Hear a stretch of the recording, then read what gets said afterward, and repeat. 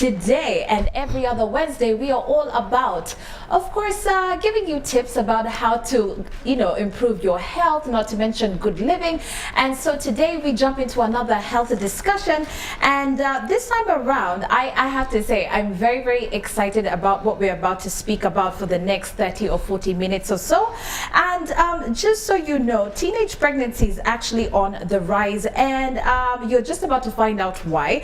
But that being said, May is actually the month of teenage pregnancy prevention. And so that being said, we are actually asking or going to find out more about the facts as to why this is happening on the ground and what we can do as a society to help stop early pregnancies. And what better person to engage in this discussion other than Nurse Nerea Ojanga, with over 30 years experience being a midwife and nurse. She's definitely in studio here with us to discuss something that she's extremely passionate about, and that's helping young women and young girls around the country. So let's welcome Nurse Nerea. Karibu sana. Thank you, Shiko. Welcome back to studio. Thank you. Did you miss us? I did. All right, Nerea was here with us a couple of weeks back as we were talking about cesarean section, and we're creating awareness about cesarean sections. But today, Nurse Nerea, we're talking about something that is very common, that's on the rise, like I said earlier on, and that's teenage pregnancy. Now, before we get into the whys, the who, the blaming who, and what have you, give us a little bit about the facts so that we can actually see why this is on the rise. Okay. We'll talk about the age 10 to 19. And the statistics show that we have about 9.9 million of those in that age group. Now, when you think about, 50, 45, 55, you're thinking about 5 million girls will be between the age of 10 to 19. Now, the latest statistics shows that out of that, every 1 in 5 girls will or is pregnant. Wow. Yes. So that's a big burden. And of course, it is also on the rise. Yeah. Because society has lost its fabric. Yeah. What girls would be told, what girls will be doing at that age. Yeah. Today they are just in the wild, or in the school, or doing their own things. Yeah. And remember, we have also had a problem with parenting. Yes. So parents or mothers of these teenage children are either in school, are busy looking for money. Yes. And not sitting down with these girls. Of course, these girls and boys, because these girls will get pregnant by either boys or even older men. Yeah, so it's a societal. So we need to tackle this from the society. Okay. Yeah. I like that you've already touched on some of the causes, but in your opinion and from your experience, because now even at Kenyatta National Hospital, with the center that you're actually involved in, you get a lot of experience and first-hand information. What would you actually say is the leading cause of teenage pregnancies from your experience? Now, teenage pregnancies will arise, actually, some of them from relatives. Wow. These are people who are trusted. They are living in the same house with the children. Yeah. Or they could be even workers. They could be other boys in school. Yeah. They could be older men. They could be arising from rape also. Because this age is vulnerable. Yes. So vulnerable to sexual abuse, is vulnerable to just being cheated. Come, I give you a sweet. Sometimes they don't even know that they're actually having sex and they're going to get pregnant. Yes. Because they've been told, let me remove something from there, or let me do, those strange things happen to these girls. Okay. A lot of them actually don't even know they got pregnant from that act because they didn't even know what it was. Okay.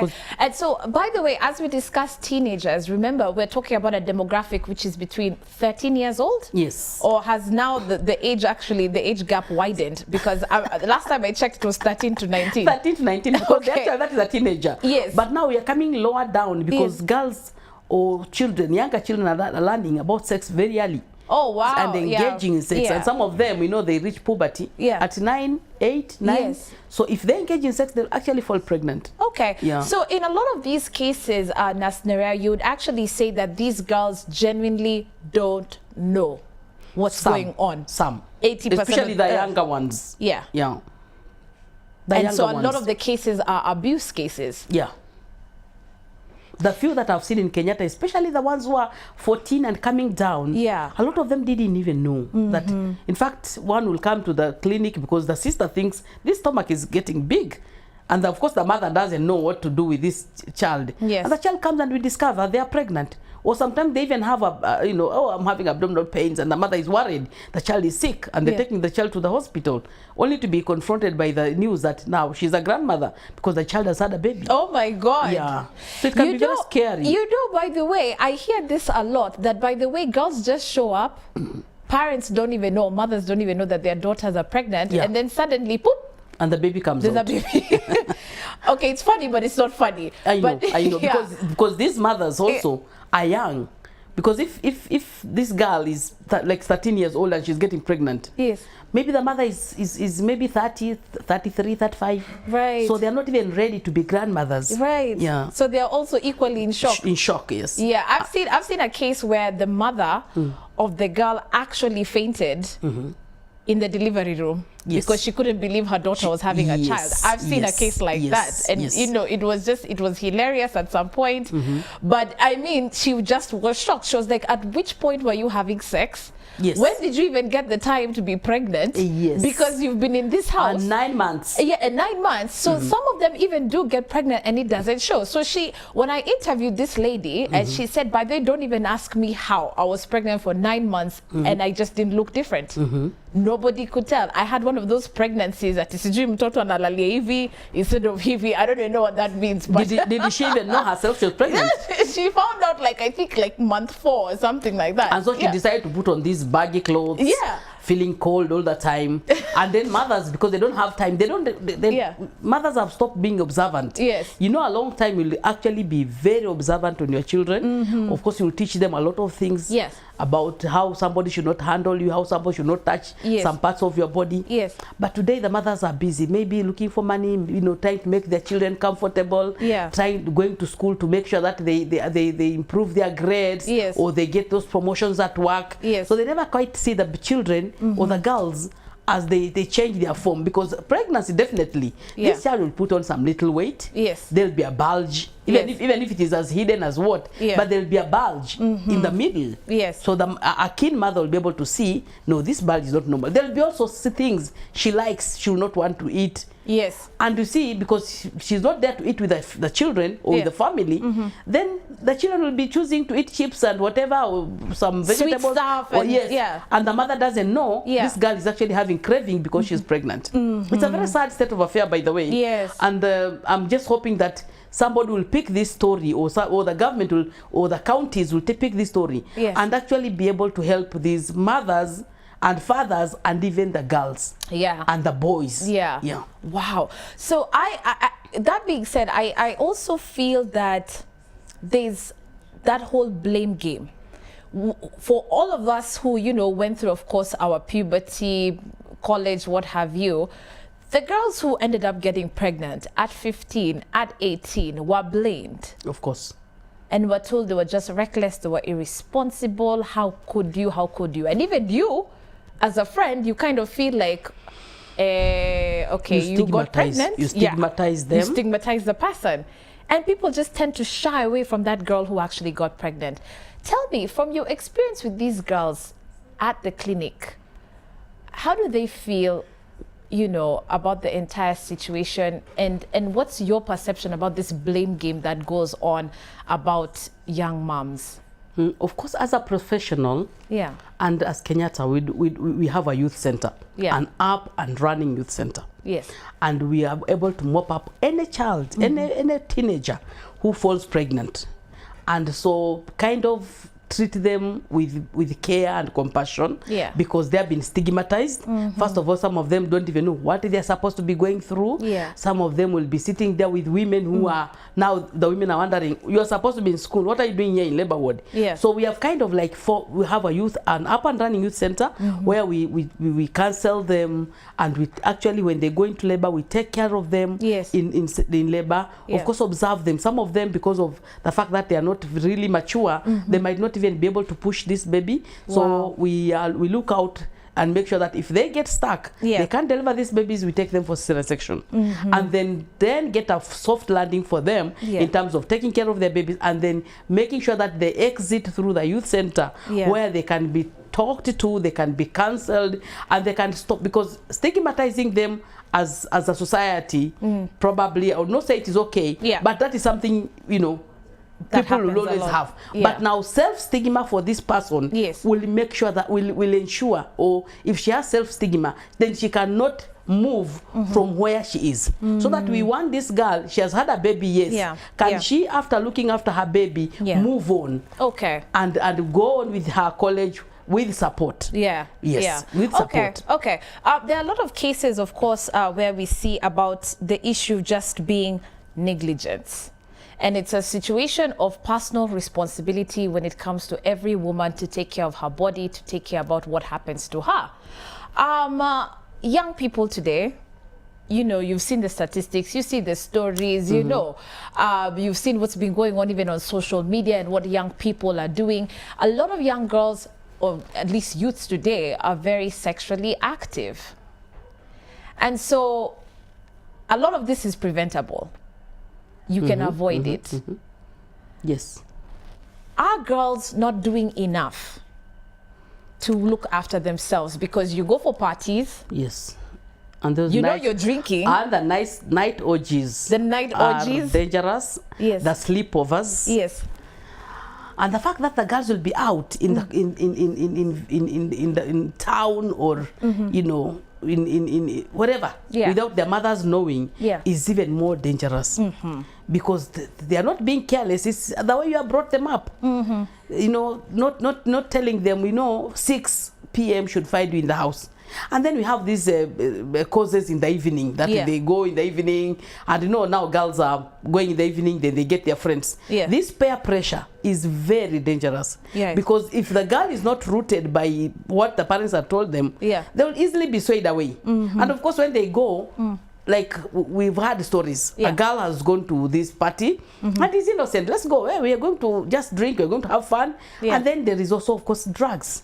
So some of the girls are drugged. And they are raped, and they don't know what happened. And of course, because of the fear and the stigma and they don't know, confusion, they will not know that actually they need to go get help. Because anybody who has been sexually violated, they need to get help within 24 hours. And we have a lot of centers now today which have opened up their centers to make sure that they take care of these people. And it doesn't matter whether you are 60 or how many years, as long as you're sexually violated, you need to appear at a health center or a hospital, so that they can take care of you. Because other than getting pregnant, you could also get other diseases, STIs, sexually transmitted infections. You could get the girls can get HIV, you know, infections. So we need them to come out when they get such kind of things. Of course, then they come out and say, no, this is what happened, I was raped. So that they can get help. Remember that SMS number is 22162 if you do want to contribute to our ongoing discussion.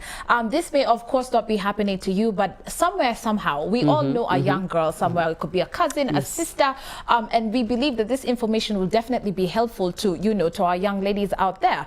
But that being said, Nerea, I just want to bring out a case study that, you know, we all came about from a sporting event that was quite popular in Kenya.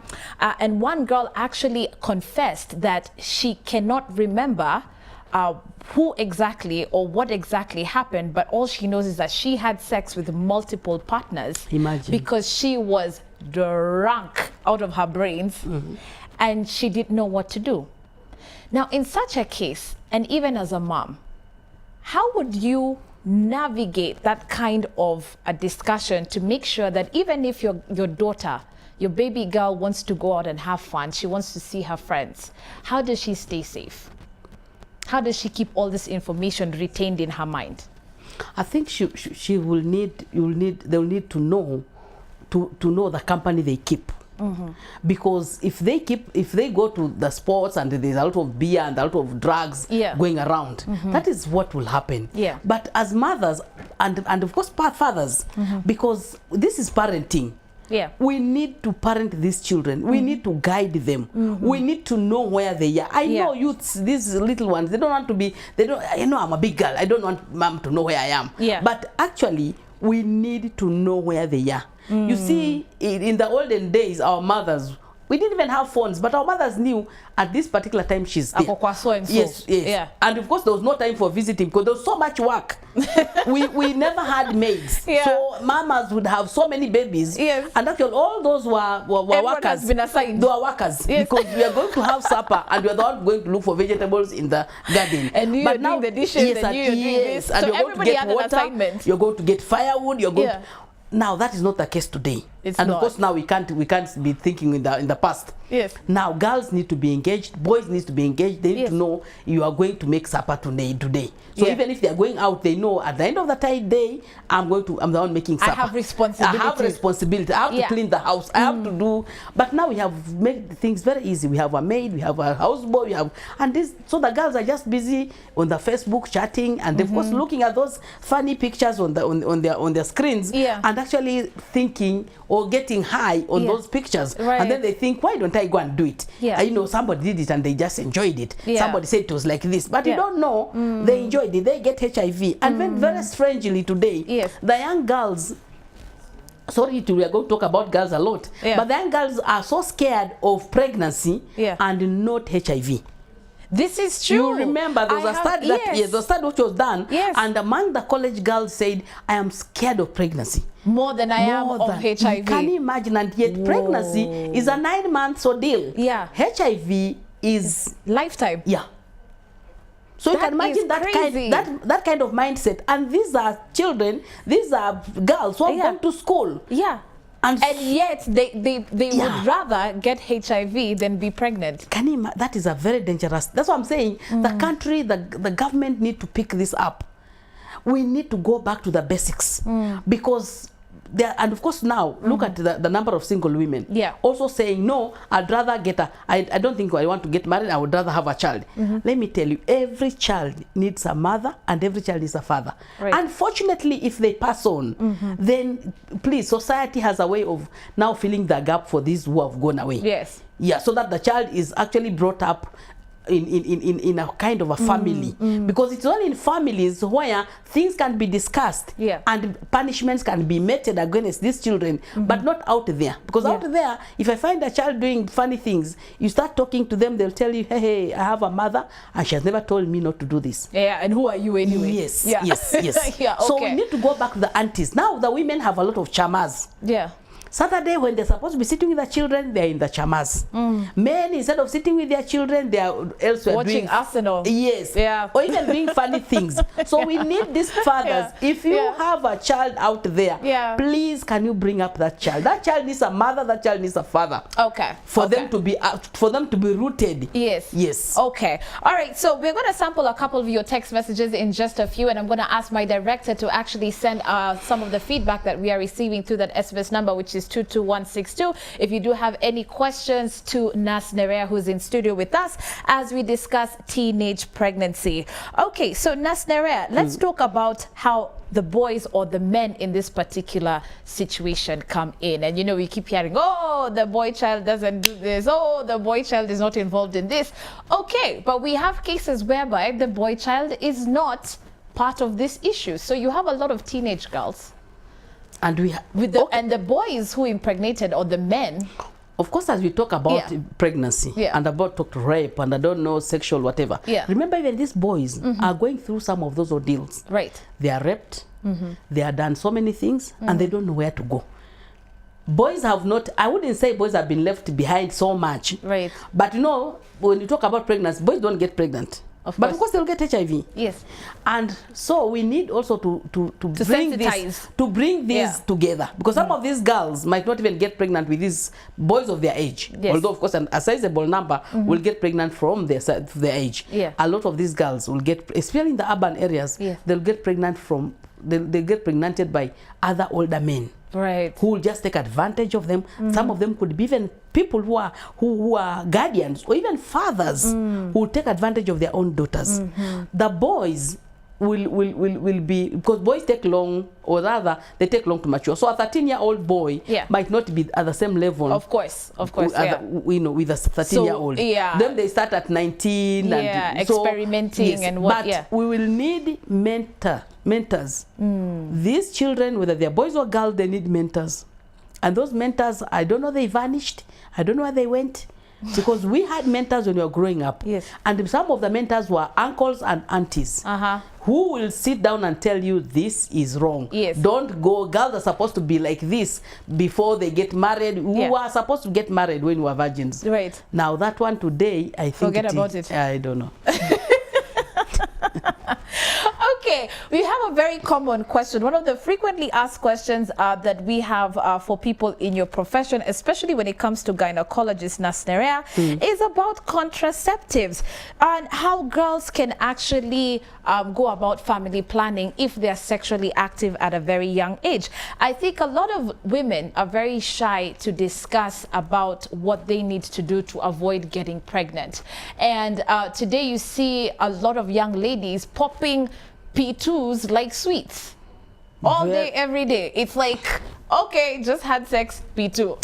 Very P2. Unfortunate. You know, P2. And I had a gynecologist here on set who literally said, we are getting to a point whereby P2s probably need to be banned or they have to be regulated because it is ridiculous at the rate at which girls are taking P2s, and even the men they are having sex with are actually encouraging them to use P2s as a way of family planning. Very unfortunate, by the way. Very unfortunate. The morning after pill has become like a family planning. And of course, this is also over the counter. So they'll pass in the morning and pick. Monday morning, I'm told, you have to stack the cartons. you know, because that's where they'll be passing and picking and passing and picking. And of course, that is not 100%. Some of them will actually go ahead and get pregnant. Some of them now will get issues. Because P2, we know, has a lot of side effects. But the girls will use that as a family planning. Of course, some of them will use even abortion as a family planning method. So I get pregnant in 3 months, I go and have an abortion, and I move on, I get pregnant and I have an abortion. Remember, as they get those abortions, they cannot remove the HIV if they get infected. But we also now we need we need to have youth-friendly clinics where these ladies can go and get, if they're sexually active, whatever age, they can go there and nobody will look at them like, what are you doing in this clinic? Because that will be their clinic. And they can go and say, this is what is happening to me. This is what is happening. And they can share deep stories, because the people we have put, like now in the youth center in Kenyatta, the people we have put there are youth-friendly people or staff, and they will hear all sorts of stories, and they'll not say, now you, where is your mother, when you're running around it. No. They'll actually, they are so good and they're trained, and they'll work with these children, and maybe even now later be able to disclose to their parents, this is what has been happening, and this is my father has been doing this. Or if we have to at some point have to give them family planning, we will need to inform the mother to say, this girl is sexually active, and we need to do this and this and this. Of course, the girl also, some of them are not able even to make decisions. So we need the parents to know this is what is happening to their children, so that they can now come in and guide them. And you know, of course, the debate about whether or not to be issuing out condoms versus abstinence has been there. You know, that debate is ongoing. It's forever. But in your opinion, what do you think should happen? Is it that it's not a one-size-fits-all, that you should just tell young people use condoms? Or are you encouraging young girls to actually go to a clinic and find out what works for them in terms of what contraceptive to use? Because there are different types, as we know. What do you think? Yes, that is not a one-size-fits-all. And there's nothing that is right and there's nothing that is wrong. Because we say, no, don't give them pills, don't give them condom, don't give them IUCD, long acting methods. But then we say don't give them, but they are busy doing those things which we don't want them, which we're imagining they are not doing. We think if you give them the pill, then they'll be all over the place. But they're all over the place without the pill. So we need to as a country, this is not something which one person can still sit and talk about. Because we'll need to involve these young people to make a decision about their own bodies and decide, do I want to go on having sex? Is it important? Is it something I can do without? Do I have to be taking a pill every morning? Yeah. And of course, with all its hazards, or do I need to go to school and sit and wait for the right time? Okay. Because all these things they are doing, we are seeing the effects later. We are now today we are seeing very young women with so many problems.